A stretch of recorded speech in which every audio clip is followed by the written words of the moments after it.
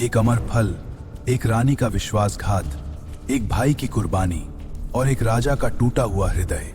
यही है भर्तृहरि के वैराग्य की कहानी। उज्जैनी, जिसे आज उज्जैन कहा जाता है, प्राचीन भारत की एक महान नगरी थी। उज्जैनी के परम प्रतापी राजा थे महाराज गंधर्वसेन। गंधर्वसेन की 2 रानियां थीं, जिनसे 2 पुत्र जन्मे। एक पुत्र थे विक्रमादित्य, जो आगे चलकर महान सम्राट बने, और दूसरे पुत्र थे भर्तृहरि, जो धर्म और नीति के महान ज्ञाता थे। गंधर्वसेन के बाद उज्जैनी का राजपाट भर्तृहरि को मिला, क्योंकि वे बड़े थे। भर्तृहरि की 2 रानियां थीं, फिर भी उन्होंने तीसरा विवाह पिंगला से किया।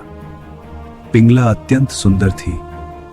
राजा भर्तृहरि पिंगला से अत्यधिक प्रेम और विश्वास करते थे।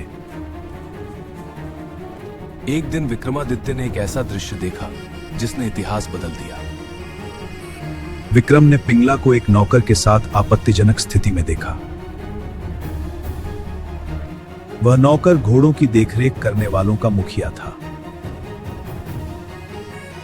पिंगला ने विक्रम को हटाने के लिए एक खतरनाक षड्यंत्र रचा और खाना पीना त्याग दिया।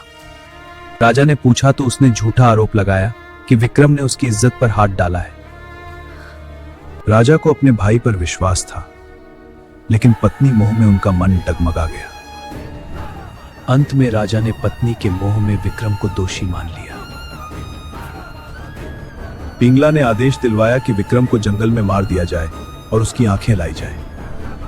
नौकर विक्रम को जंगल ले जाने लगे, लेकिन विक्रम शांत और धैर्यवान थे। उन्होंने कहा कि यही स्त्री एक दिन राजा को भी संसार से खो देगी। दयावान वृद्ध मंत्री ने कहा कि विक्रम निर्दोष है, उसे मारना पाप होगा। मंत्री ने आदेश दिया कि किसी मृग की आंखें निकाल कर ले जाओ। विक्रम को उनके मामा के राज्य में सुरक्षित छोड़ दिया गया। मृग की आंखें देखने के पश्चात पिंगला का रास्ते का सबसे बड़ा रोड़ा दूर हो गया। एक दिन राजा भर्तृहरि जंगल में शिकार खेलने गया और एक हिरण को तीर से मार दिया। निर्दोष मृग धरती पर गिर पड़ा। उसी समय योगी गोरखनाथ सिद्ध वहां से गुजर रहे थे। तभी गोरखनाथ जी ने राजा भर्तृहरि जी से कहा कि निर्दोष जीव को मारना महापाप है। राजा अहंकार में अंधा होकर संत की शिक्षा स्वीकार नहीं करना चाहता था। राजा ने कहा कि यदि इतना जीवों के प्रति दयावान हो तो इस मृग को जीवित कर दे, नहीं तो यह संत वेशभूषा उतार कर रख दे। तब गोरखनाथ जी ने कहा और शर्त रखी कि यदि मृग जीवित हो जाए तो राजा को मेरा शिष्य बनना पड़ेगा। और क्षण भर में मृग जीवित हो उठा और राजा स्तब्ध रह गया।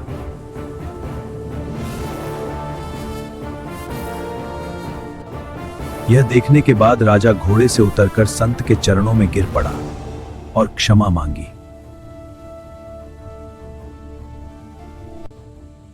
और कहा कि कुछ समय और राज्य करने दो, फिर आपका शिष्य बन जाऊंगा।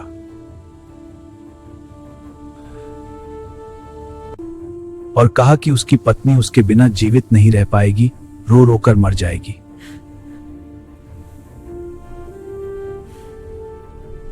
गोरखनाथ जी ने कहा कि जब संसार से मन दुखी हो जाए तब आ जाना। और कहा बाण आले की बाण ना जावे, चाहे चारों वेद पढ़ा ले, त्रिया अपनी ना होती चाहे कितने लाड लड़ा ले। कुछ समय बाद गोरखनाथ जी वेश बदलकर एक अन्य संत के रूप में महल पहुंचे। संत ने राजा को एक अमर फल दिया और कहा कि इसे खाने वाला दीर्घायु और युवा रहेगा। राजा ने फल लेकर सोचा कि यदि मेरे से पहले मेरी पत्नी की मृत्यु हो गई तो मैं जीवित नहीं रह पाऊंगा, इसलिए यह फल पिंगला रानी को देता हूं। वह फल अपनी रानी को दे दिया तथा उसके गुण बताए।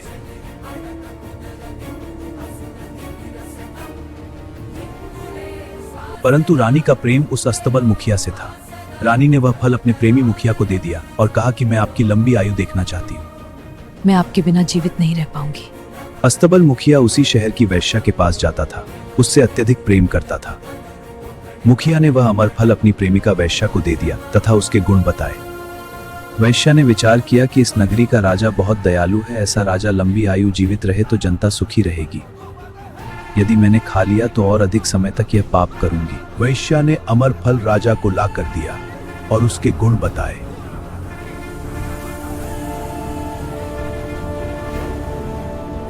राजा स्तब्ध रह गया और सच्चाई जानने का आदेश दिया। वैश्या ने बताया कि आपके अस्तबल के मुखिया ने दिया है। राजा ने मुखिया को बुलाया, पूछा तो उसने बताया कि फल रानी ने दिया है। राजा ने रानी से महल में जाकर फल के बारे में पूछा तो रानी बोली, मैंने खा लिया था। राजा ने उसी समय वैश्या और मुखिया को बुलाया। मुखिया ने कांपते हुए कहा कि रानी ने दिया था। सत्य सामने आया और रानी ने अपनी गलती स्वीकार कर ली।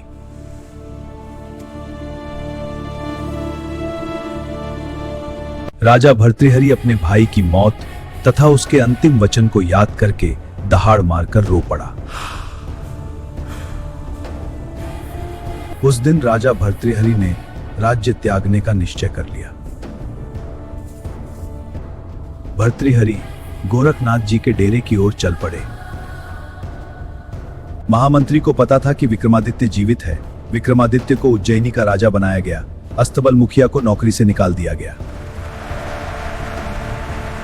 इसके पश्चात पिंगला रानी को अलग महल रहने को दिया गया और उसकी देखभाल कभी बंद नहीं हुई।